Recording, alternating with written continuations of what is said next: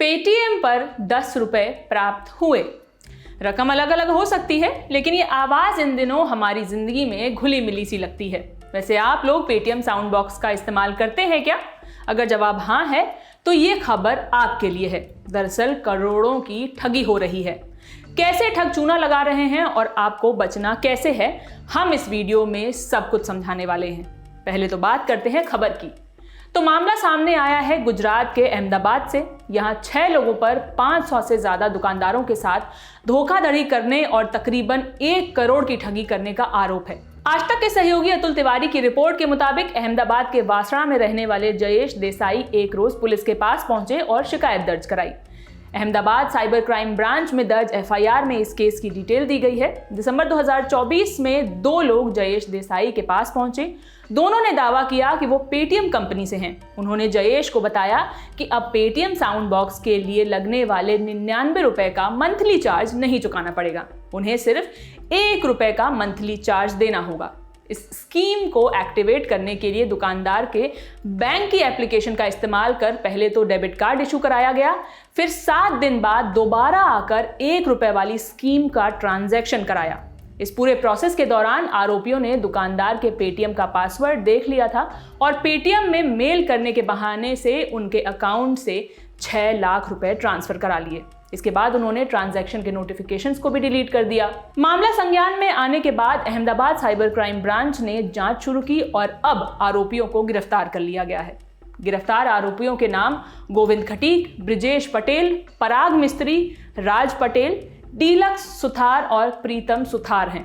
Ahmedabad cyber crime branch के ACP हार्दिक मांकड़िया ने बताया कि ब्रजेश और प्रीतम इस मामले में मुख्य सूत्रधार हैं। ये दोनों धोखाधड़ी से हासिल किए गए पैसे गेमिंग अकाउंट में ट्रांसफर करते थे, उसके बाद रकम अपने अकाउंट में जमा करवा लिया करते थे।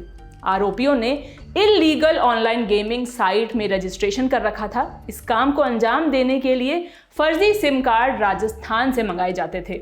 वो 1 रुपए का जब विक्टिम ने ट्रांजैक्शन किया था तो उन लोगों ने उनका पासवर्ड देख लिया था और उसके बाद पेटीएम में मेल करने के एक बहाने से उसने जो विक्टिम के अकाउंट से उनके नो हाउ के बिना 6 लाख रुपए ट्रांसफर कर दिए थे। तो उनकी एफआईआर की इन्वेस्टिगेशन में साइबर क्राइम की टीम ने पहले 3 लोगों को बड़ौदा से अरेस्ट किया था 2 महीने पहले, कि जो कि अकाउंट होल्डर थे, जिसके अकाउंट में 5 लाख रुपए गए थे। उसके बाद आगे की जो इन्वेस्टिगेशन है तो हमारी जो पीआई है बीपी पटेल और उनकी टीम ने टेक्निकल एनालिसिस और ह्यूमन इंटेलिजेंस के आधार पे 6 लोगों को 2 दिन पहले अरेस्ट किया है और उनकी इन्वेस्टिगेशन हम कर रहे हैं। जो 6 लोगों को पकड़ा गया है उसमें से जो मेन गैंग का जो मास्टरमाइंड है वो ब्रिजेश पटेल है और उनके 2 को एक्यूज जो उसका मेन रोल है उसमें एक है डीलक्स सुथार और एक प्रीतम सुथार। ये तीनों पहले पेटीएम में जॉब कर चुके हैं। जो ब्रिजेश पटेल है वो पेटीएम में पहले भी ऐसी धोखाधड़ी करी थी उसने, इसलिए पेटीएम से उसको निष्कासित किया गया था और उसके बाद 2022 के लेट पार्ट में उसने अपनी तरफ से ऐसा फ्रॉड करना चालू किया था और फिर उसने ये डीलक्स सुथार और प्रीतम सुथार को भी अपने साथ मिलाया था। Over the period of time उसने अपनी गैंग में जो दूसरे अक्यूज पकड़े गए हैं, राज पटेल, गोविंद खटीक करके है एक आदमी और एक पराग मिस्त्री है, इन तीनों को भी शामिल किया था। और उसके बाद ये जो अंजाम देते थे तो पहले ये लोग रेकी करते थे अलग अलग सिटी में। अब तक की इन्वेस्टिगेशन में ये आया है उसने अहमदाबाद के अलावा 10 अलग अलग और सिटी में भी ऐसे क्राइम को अंजाम दिया है।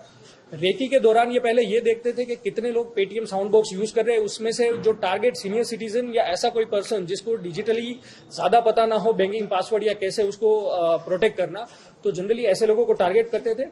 फिर ये गैंग में से कोई 2 लोग एग्जीक्यूटिव बन के वहां पे जाते थे और उनको यही झांसा देते थे कि पेटीएम का जो चार्जेस है वो कम करने के बहाने 1 रुपए का ट्रांजैक्शन करवाते थे। उस ट्रांजैक्शन के ड्यूरेशन में वो उनका बैंकिंग जो मोबाइल एप्लीकेशन होती है उनका पासवर्ड देख लेते थे और फिर पेटीएम में मेल करने के बहाने से उनके अकाउंट से ये पैसा ट्रांसफर करते थे। दूसरी एक यूनिक बात जो इस इन्वेस्टिगेशन में आई है अब तक, कि ये लोग जो अकाउंट में पैसा ट्रांसफर करते थे वो इलीगल और बैटिंग और गेमिंग वेबसाइट में जो अकाउंट होते हैं उसमें ये पैसा ट्रांसफर करते थे और जो दूसरे एक्यूज थे वो उसमें पहले अपना एक अकाउंट बना के ये पैसा ट्रांसफर करके रिचार्ज करवाते थे और फिर उसमें गेमिंग या बैटिंग थोड़ा प्ले करके ये फिर अपने राजस्थान से जो डमी अकाउंट इन लोगों ने प्रोक्योर किए उसमें ये पैसा विड्रॉ करते थे।